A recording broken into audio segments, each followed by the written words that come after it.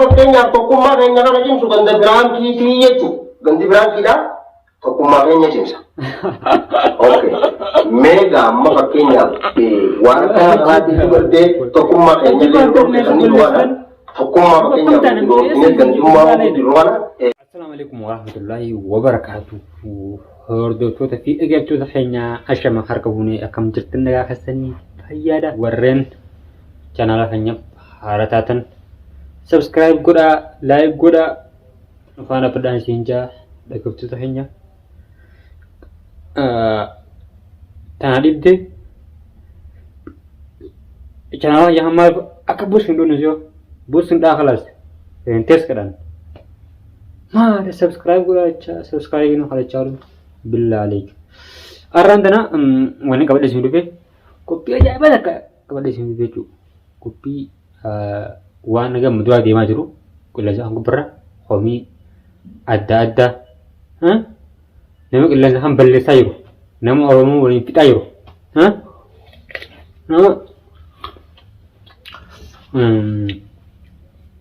يفهمون aku beekamu kan gua arti Oromoodha ni beekin jechuudha amma dura kami youtuberoota yema irratti haasaa ture baazawee saraan dubbachaa dhufe maal jedhe youtuberoonni yeman sagalee namaa ta'aa hin jiranii xiqqoo dubbadhee jechuudha isaa fi gochoot isaaniin gandummaa dhiisadha isin sagalee maaliif waliin taa'anii sagalee tokko hin taane akka youtuberoota yemanitti amma taa'iyyaaf youtuberaa miti wan khasan balchina khasan jiru wan خلاص ما انت ناتر مرتي وما جيب ان دوران youtuberaa miti ammallee youtuberaa miti an hordoftoota isaaniiti maaliif isaan hin beekon isaan sanillee hin beeku isaan hin beekani wanni antee hin beekan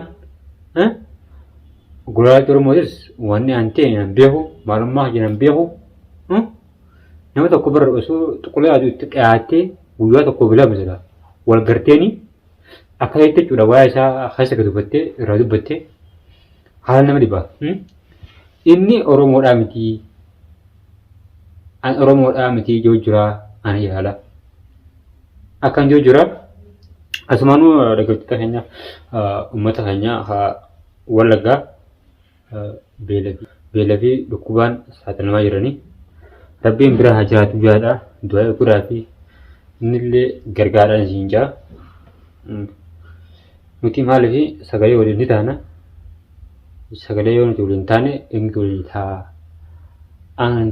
an garuu yaadna hiyya an golaa Oromoodha youtuberoota kana irratti jechuu gad deebi'ee abaluu youtube sagalee lamaan taane abaluu sagalee lamaan taane bakka jiru san maaliif Oromoo hundaan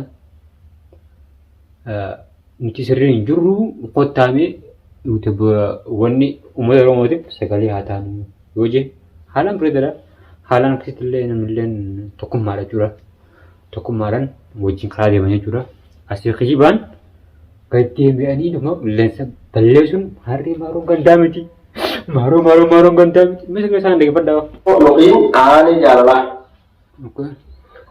aanee jaalalaatis maal jeeseedhaan Golaanti Oromootii fi gololchaawwan gandummaa oftanii hawaasaaf sagalee ta'aa jettanii yeroo dubbatan kana gandummaa oftanii kalaas nuti Oromoon guutuun miliyoonni 60 aanaa fi gololchaawwaniif ganda jechuudha.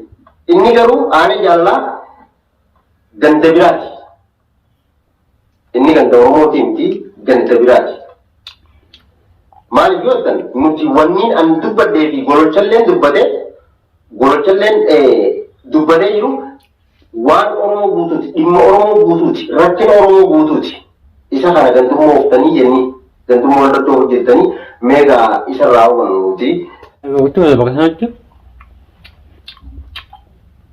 kan gandummaa oftanii hundeen jeebi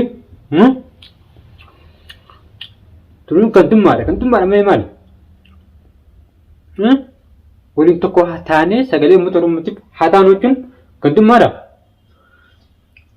Karaa akkana taatifu aba youtuberoonni biyya kanaa jiru sagalee uummata Oromootiif ta'an jiranii erga jaanitti gandummaadha. Alaamee itti fufi. Hin jirtan walaa Oromootiif walta'uun waan takka gandummaa kan dhaaba. Witiboroonni yaman sagalee namaa ta'an jiranii jettanii waa'ee gandummaadhaa of jirtan.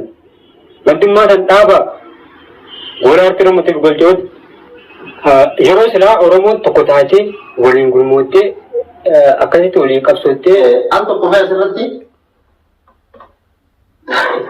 kanatti aansee inni ni dubbata afaan isaa irraa ni dhageessanii wanni tokkummaan gorke waan akkanaa kanaaf nuti dirqama fakkeenyaaf aanaa fi gololchaa dirqama wanni ta'uu qabnu tokkummaadhaaf jechuudha. Sagalee hawaasaa warra tollee rookuu qabna. Sagalee hawaasaa ta'uu hin qabnu warroonni biraallee hawaasaaf sagalee ta'uu hin qabu. Yeroo san tokkummaadhaa jechuudha. Wanni tokko. Nuti dhaggeeffattoota keenya akkaan jiru jira. Ana jaalalaatti anaa fi gololchooti qofaa gandaa'ii. Awwaan gandummaa sun bira seeyya. Adda si hin beekne malee gandummaa bakka sirriin si himee malee akkan siin jee yuutuuboota biyya kanaa jiru sagalee namaan ta'an jedhanii yuutuuboota kaan paarsaa kaan sagalee namaan ta'an jechuun gandummaadhaan siin jee. Gandummaa dhaga'ee maali? Gandummaadhaati? Haa? Ayyee simettuu. Maaliif yoo ta'an nuti wanni an dubbadhee fi gololchalleen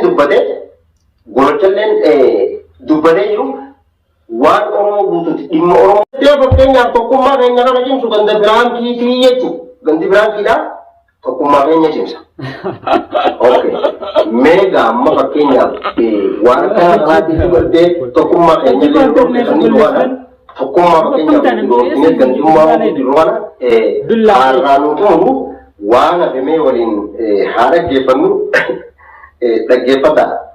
Ani akkuma itti nama dirrattu Iganii gandummaa oofanii jiru.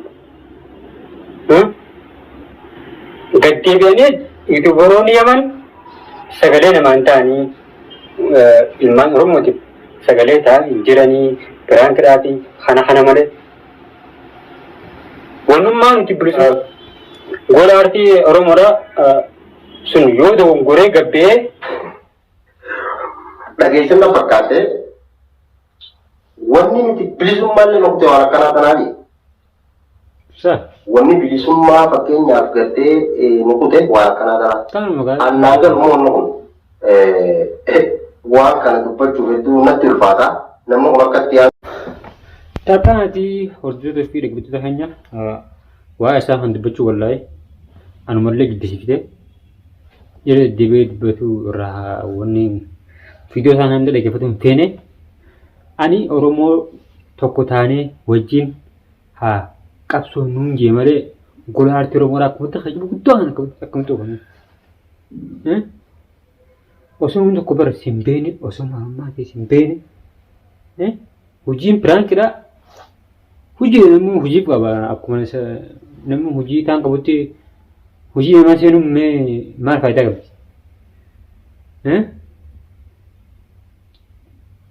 Wallaa waan hedduu tokko ana aarsee hedduu tokko ana ajaa'ibe maal yoo ta'an usheetuma akkanumatti hojii namaa seenee ta'an laaquun tun waan nurra eegamaa ta'eefi yoo uummata Oromootiif uummata keenyaaf nutis Oromoodha qaama tokko. Akkana kottaa uummata keenyaaf sagalee haa taanu. Anis miidiyaan harkayyaanis ol ba'ee akkana jee innis yoo karaa isaatiin uummata keenyaaf sagalee haa taanu yoo jee yoo gabba'eeduma nama kaan arraba gubbaa abol sagalee jira abol tungadummaadha malee maali? Wala aartii Oromoodhaa hummaaro bara sanaadhaa yuutuubaroonni sanaa haasa'an deebi'anii bara deeman keessa oolanii yuutuubaroonni sanaa keessatti iyyan isaan yeroo eessaadhan isaanis yeman keessa jiran magaalaa sanaa keessa jiraatanii oolanii hin beeku malee Yaman keessa hin taane Yamanii.